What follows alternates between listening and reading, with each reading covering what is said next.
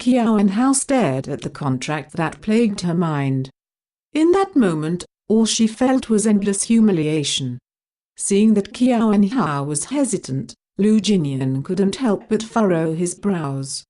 His aura was cold to begin with, so with furrowed brows, he emitted an intensely icy aura. As for the tone of his voice, it was arctic. "What? Are you not content with the remunerations for this product endorsement?" Hearing the sound of Lu Jinian's voice, Qiao Wenhao's hand slightly shook as she held the pen. Then, without a word, she slowly signed her name.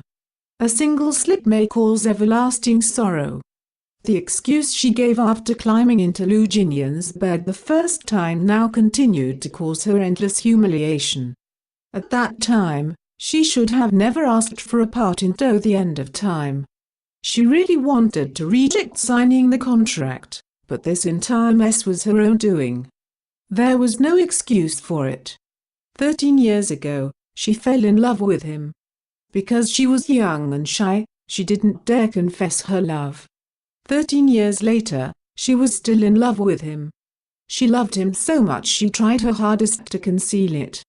The furthest distance on earth was the distance between them, so close, and yet he didn't realize that she loved him. She stood before him, and yet she didn't dare to let him know that she loved him.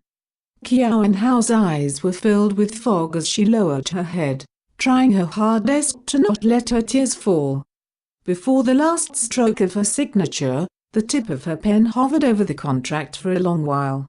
Only when the fog in her eyes dissipated did she place the pen down onto the table and hand Lu Jinian the contract. Qiao Wenhao's calm and collected attitude made Lu Jinian feel rather hot-tempered, as if his insides were set on fire, flames bursting to break free but unable to find an exit.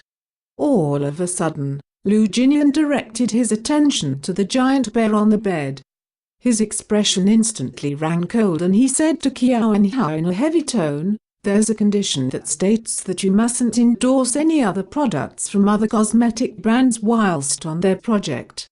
Otherwise, you'd be legally liable and will have to pay a hefty compensation. Let me remind you, you'd better read these clauses well. If you breach the contract, you'll be the one locked up, you'll have to pay for compensation, and don't you even think winning entertainment will help you with a single cent." When Lu Jinian finished, he reached out and swiped the contract from Qiao Wenhao's hands.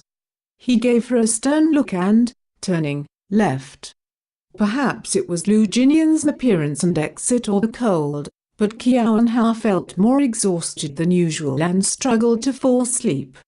She hugged her giant bear that was taller than she was and lay peacefully in bed. She stared with her eyes wide open straight into the empty abyss of the ceiling for a long while.